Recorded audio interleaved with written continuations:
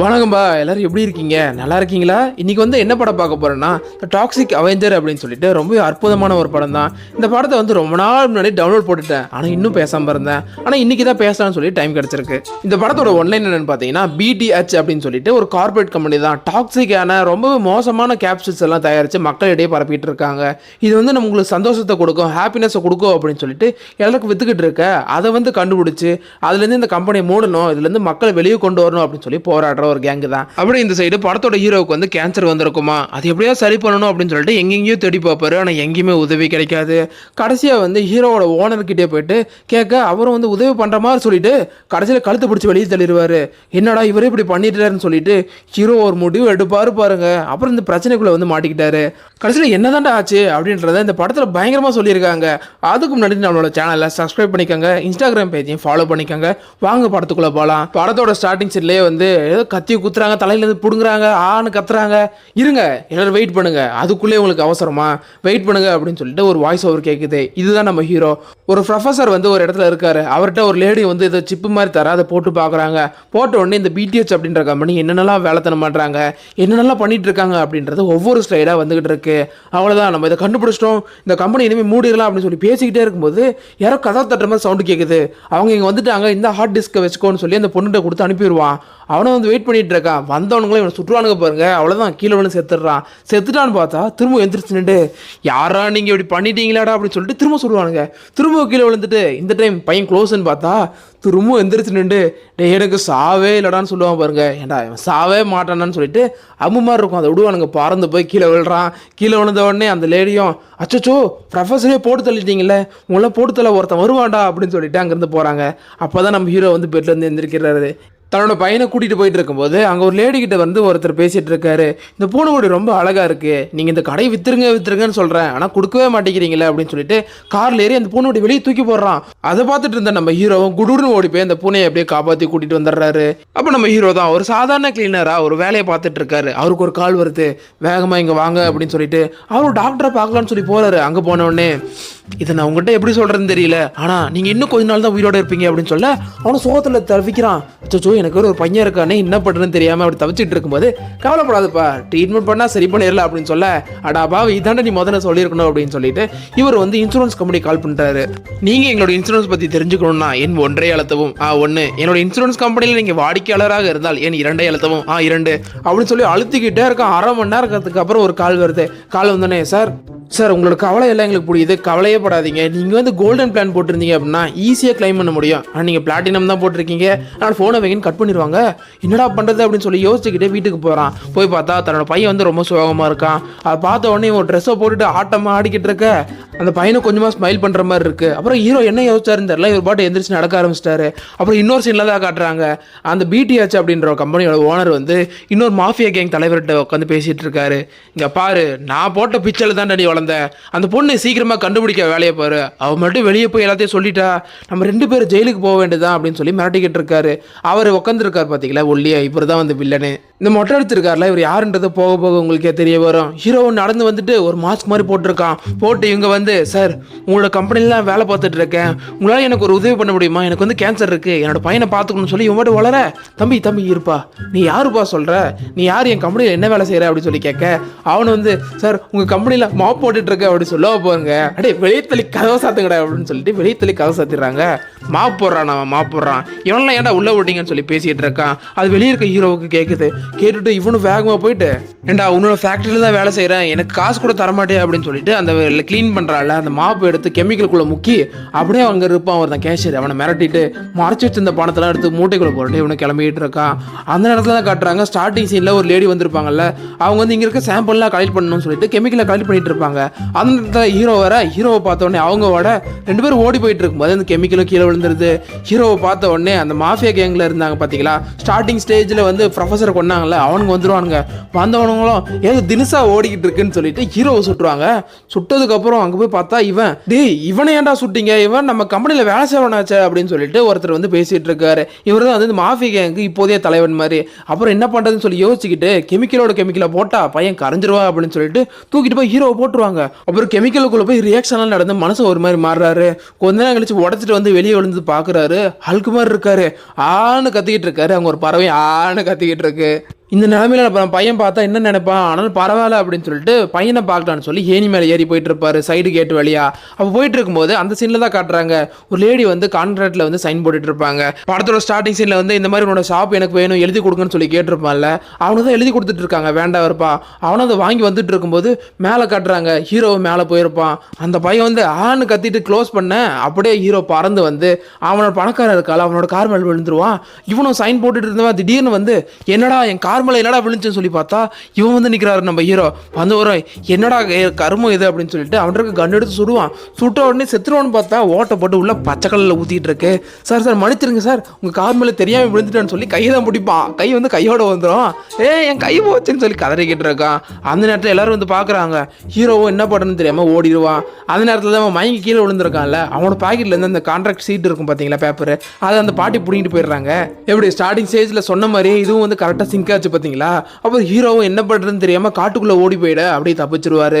அப்படியே அடுத்த சீன்ல கட் பண்ணி காட்டுறாங்க. வீடு இல்லாத ஒருத்தர் வந்து உட்காந்துட்டு இருக்காரு. பக்கத்துலேயே நம்ம ஹீரோவும் இருக்காரு.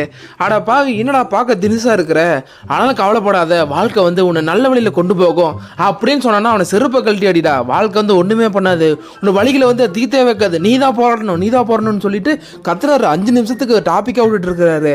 அப்புறம் கொஞ்சம் கொஞ்சமா ஹீரோ யோசிச்சதுக்கு அப்புறம் தான் அவருக்கே புரியுது. அங்கிருந்து கிளம்புறாரு. அந்த வீடியோ இல்லாத புண்ணியம் வந்து என்னோட மெமரி எல்லாம் மாத்திட்டாரு அப்படின்னு சொல்லி சந்தோஷமா போயிட்டு இருக்கான். அந்த நேரத்தில் தான் ஊர்ல வந்து ஒரு கடையை வந்து ஆக்கிரமிப்பு பண்ணி கண்ணு வச்சு எல்லாரும் பாயிண்ட் பண்ணிட்டு இருக்காங்க. இங்க பாருங்க இந்த கடையில் இருக்கிறது எதுவுமே சரியில்லை. கார்பரேட் கம்பெனிலாம் சேர்ந்து நம்மளோட தலையில ஏதோ கட்டணும்னு நினைக்கிறாங்க, நாங்கள் இதுக்காக போராடுவோம்னு சொல்லிட்டு ஏதோ பேசிட்டு உள்ள இருந்து வரத போராடிக்கிட்டு இருக்கான்.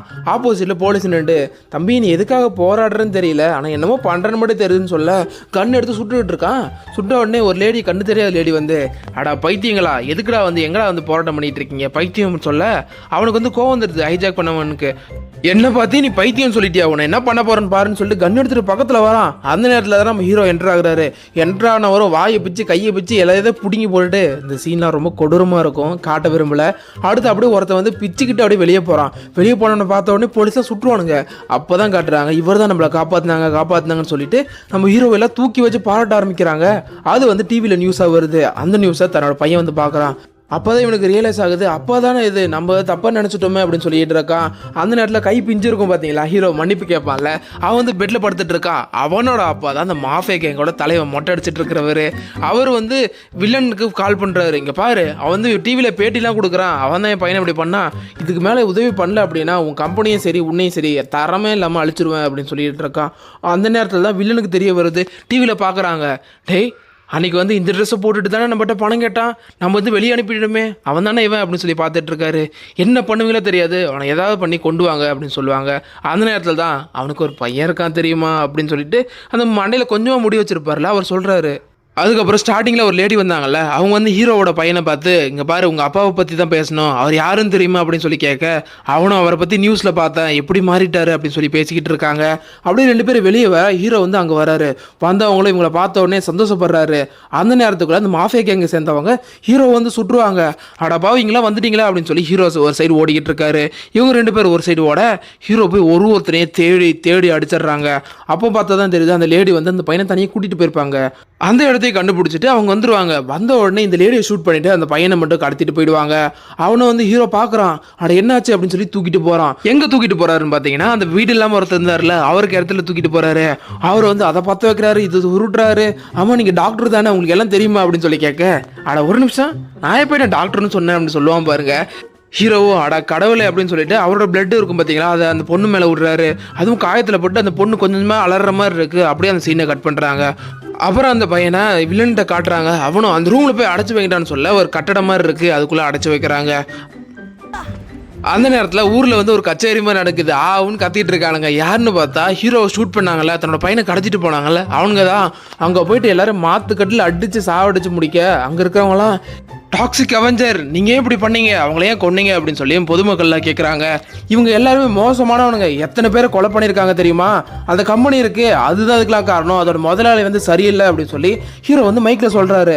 அந்த விஷயம் வந்து இந்த ஊர் ஃபுல்லாக ஃபேமஸ் ஆக ஆரம்பிக்குது. அப்புறம் நம்ம ஹீரோவை தான் காட்டுறாங்க. தன்னோட ஓனர் தானே கடத்தினாரு, அந்த இடம் எங்கே இருக்குன்னு சொல்லி ஹீரோவுக்கு தெரிஞ்சிருக்கு. அங்கே 2 பேரும் போகிறாங்க. போய் பார்த்தா ஒரு சிலை இருக்குது வித்தியாசமா. என்னடா அது வாயில கருப்பாக இருக்குது, ஏதோ வேலைத்தனமா அப்படின்னு சொல்லி பார்த்துக்கிட்டு இருக்கும்போது வாய்க்குள்ளேருந்து புகை வருது. 2 பேரும் மயங்கிடுறாங்க. கொஞ்ச நேரம் கழிச்சு தான் பாக்குறாங்க ஹீரோவும் அந்த பொண்ணு கைவிலங்கு கட்டினபடி ஒரு ரூம்ல இருக்காங்க. அந்த இடத்துக்கு நம்ம வில்லன் வராரு. வந்த வரோம், கண்ணுங்களா எப்படி இருக்கீங்க தம்பி, நல்லா முழுசா பச்சை கலர்ல இருக்கியப்பா அப்படின்னு பார்த்துட்டு வரும் போறாரு. அந்த நேரத்தில் காட்டுறாங்க சயின்டிஸ்ட் வந்து பிளட்டை உரியிறாங்க. வில்லன் எடுத்து போய் காட்டுறாங்க இது சரியில்லை அப்படின்றாரு. திரும்ப உரியிறாங்க காட்டுறாங்க. அப்படியே கடைசியில் வந்து இது ஓரளவுக்கு ஓகே அப்படின்னு சொல்லிடுவாங்க. அதை எடுத்துட்டு போய் ஒரு இடத்துல வைக்கிறாரு. அந்த இடத்துக்கு தான் மாஃபியா கேங்கோட தலைவர் வராரு. அப்போ ஒரு நியூஸ் சேனல்ல பிடிஹெச் கம்பெனி வந்து ரொம்ப மோசடி பண்ணியிருக்காங்க, நிறைய தவறுகள் இருக்கு அவங்களோட கம்பெனி ப்ராடக்ட்ல அப்படின்னு சொல்லிட்டு இருக்காங்க. அந்த இடத்துல வந்து மாஃபியா கேங் தலைவர் வந்து முறைச்சு பார்த்துட்டு இருக்காரு. இங்க பாரு, உன்னால எதுவுமே பண்ண முடியாது இல்லை, என்னோட கம்பெனியை சாச்சிட்டல, உன்னால தான் இப்படி நடந்துச்சுன்னு சொல்லி பேசிக்கிட்டு இருக்கும்போது திரும்பி பார்த்தா நம்மளோட வில்லன் வந்து அதை எடுத்து குடிச்சிட்டு வரோமா. யாரு நம்மளோட டாக்ஸிக் அவெஞ்சரோட பிளட் எடுத்து குடிச்சிடுறாரு. குடிச்சதுக்கப்புறம் ஆள் தினுசா மாதிரி எல்லாரும் கொலை பண்ணிடுறாரு. அந்த இடத்துல வந்து நம்ம வில்லனோட பிஏ வராரு. வந்து பார்த்த வரும் ஆள் ஒரு மாதிரி தினுசா உட்காந்துருக்கிறத பார்த்த உடனே அந்த பாட்டிலில் எதுவுமே இல்லைன்னு தெரிஞ்சுக்கிட்டு அதை எடுத்து லைட்டாக இருக்கிறத எடுத்து நக்கிட்டு இருக்காங்க. நக்கிட்டதுக்கப்புறம் அங்கே இருக்க சயின்டிஸ்ட் கிட்ட போயிட்டு இங்கே பாருங்க என்ன பண்ணுவீங்களோ தெரியாது, அவர் சரி பண்ணணும், நீங்கள் தான் அதுக்கு எதாவது பண்ணணும்னு சொல்ல நாங்கள் என்ன மேடம் பண்ணுறது, சாதாரண எடுத்து குடிச்சுவார், நாங்கள் எதிர்பார்க்கவே இல்லை அப்படின்னு சொல்லுவார். அந்த நேரத்தில் திரும்பி பார்த்தா இந்த லேடி ஒரு மாதிரி மாறிட்டாங்க. அந்த இடத்துக்கு கொஞ்சம் முடி வச்ச நம்ம வில்லன் வருவார். அங்கே வந்த உடனே இங்கே பாருங்க அந்த பையனை என்ன பண்ணுவீங்களோ தெரியாது, கொலை பண்ணுறீங்க, சாம்பல் கூட மிஞ்சக்கூடாது அப்படின்னு சொல்லி அனுப்புகிறாங்க. அந்த நேரத்தில் தான் நம்ம ஹீரோவை காட்டுறாங்க. என்ன பண்ண முடியும், டபுள் லேயர் போட்ட சங்கிலியால் கட்டி வச்சிருக்காங்க, ஒன்றுமே பண்ண முடியாமல் கஷ்டப்பட்டுட்டு இருக்கும்போது எனக்கு ஒரு ட்ரிக் தெரியும் அப்படின்னு சொல்லிட்டு ஜிப்பை ஓப்பன் பண்ண ஆடாச்சா இந்த நேரத்தில் இப்படி பண்ணுவீங்கன்னு நினச்சி கூட பார்க்கல, உங்களுக்கு நல்லவரும் நினச்சா அப்படின்னு சொல்லி இந்த லேடி சொல்லுவாங்க. கொஞ்சம் மூடுறியா இரு அப்படின்னு சொல்லிட்டு நம்மளால் 9 அடிப்பார். கரெக்டாக பாயிண்ட் அடிக்க அப்படியே எல்லாம் கலந்து போயிடுது. அந்த பொண்ணுக்கிட்ட போயிட்டு நகரமான்னு சொல்லிட்டு அதிலையும் அடிச்சு 2 பேருமே பிஸ் அடிச்சு அங்கேருந்து தப்பிச்சு போகிறாங்க. தப்பிச்சு போனதுக்கப்புறம் ஹீரோவும் அந்த மாப்பை எடுத்துக்கிட்டு தன்னோட பையனை காப்பாற்றலான்னு சொல்லி போகிறாரு. அவர் முன்னாடியே அது வெடிச்சு செதறி அங்கேயே இறந்து போயிடுறான் அந்த பையனும். ஆடா கடவுளை என்னடா ஆச்சுன்னு சொல்லி கத்துறாரு. அந்த இடத்துல வில்லன் வரான். வந்த 2 பேருக்கும் மாத்துக்கட்டுக்கு சண்டை நடக்குது. அப்படியே கொஞ்சம் கொஞ்சமாக தள்ளி போயிட்டு குப்பெல்லாம் போட்டு வைக்கிற அந்த பிளேஸில் போய் விழுறாங்க. 2 பேரும் அடிச்சுக்கிட்டு இருக்க அந்த இடத்துக்கு அந்த பொண்ணு வந்து பார்க்கலான்னு சொல்லி வரா. அப்போ வந்து அந்த வில்லனோட பிஏ இருக்காங்க பார்த்தீங்களா, அவங்க 2 பேருக்கு சண்டை. 4 பேருக்கு மாதிரி சண்டை நடந்துட்டு இருக்குது. அவள் வந்து நம்ம ஹீரோவும் ஒரு கட்டத்தில் வில்லனை வந்து கழுத்து பிடிச்சி நெருக்கிற நேரத்தில் தன்னோட பையன் அங்கே வரான். டேட் அவங்கள ஒன்றும் பண்ணிடாதீங்க, அப்படி பண்ணிங்கன்னா 2 பேருக்கும் வித்தியாசம் இருக்காதுன்னு சொல்லி பழைய படத்தில் ஒரு டைலாக்லாம் விட்டுட்டு இருக்கிறான். அப்போ தான் வந்து ஃப்ளாஷ்பேக்கில் ஒரு சீன் காட்டுறாங்க. அந்த உட்டன் ஹவுஸ் மாதிரி இருந்ததில்ல, அது வெடிக்கிறதுக்கு கொஞ்ச நேரத்துக்கு முன்னாடி தான் அந்த முடி கம்மியாக வச்சிருப்பாரு பார்த்தீங்களா, அவர் வந்து கீழேருந்து ஒரு டோரை ஓப்பன் பண்ணி அந்த பையனை கூட்டிகிட்டு போயிருப்பாரு. நானும் நல்லவன் தான்பா அப்படின்னு சொல்லி ஒரு டைலாக் கொடுத்து அதுக்கப்புறம் இவனை வந்து பார்க்குறான். ஹீரோ பார்த்துட்டு நம்ம எதுவும் பண்ணக்கூடாது அப்படின்னு சொல்லிட்டு அங்கே வந்து வில்லனோட கார் இருக்குது, அதில் சாவியும் இருக்குது, அப்படியே ஏற்றி சொருவிட்டு அங்கே அந்த லேடியை தூக்கிட்டு போயிட்டு இங்கே பாரு வண்டியை ஸ்டார்ட் பண்ணு அப்படின்னு சொல்லுவார் பாருங்க. வண்டியை ஸ்டார்ட் பண்ண அப்படி இன்ஜின் நசுக்கி அப்படியே மண்டை செதறுது. இதுவும் நல்லா தான் இருக்குது கொல்றதுக்கு அப்படின்னு சொல்கிறான். அந்த நேரத்தில் அந்த பிஏ இருக்காங்க, அவங்க வந்துடுவாங்க. இவங்களுக்கு ஒரு வேலையே இல்லையே அப்படின்னு சொல்லிட்டு அங்கே டேங்காக உட்காந்துட்டு இருக்குது. எது நம்ம ஹீரோ வந்து மாப்பிள்ள தொடச்சாரு பார்த்தீங்களா அந்த லிக்விடு, அதில் போயிட்டு பற்ற வச்சுட்டு ஆள் 2 பேரும் போய் முட்டிக்கிறாங்க. கொஞ்ச நேரத்தில் வெடிச்சு செதறுது. 2 பேரும் இங்கே இறந்துட்டாங்கன்னு சொல்லி பார்த்தா அடுத்து கொஞ்ச நாள் கழிச்சு தான் பெட்டில் காட்டுறாங்க. ஹீரோ வந்து பெட்டில் அழகாக படுத்துட்டு இருக்காரு. அந்த இடத்துக்கு வந்து டாக்டர் வராரு. வந்தவரும் லேடிஸ் அண்ட் ஜென்டில்மேன், நீங்கள் வந்து ரொம்ப க்யூராக இருக்கீங்க, உங்களுக்கு எந்த பிரச்சனையும் இல்லை, உங்களோட கேன்சரும் ஆட்டோமேட்டிக்காக சரியாகிட்டே இருக்குது அப்படின்னு சொல்கிறாரு.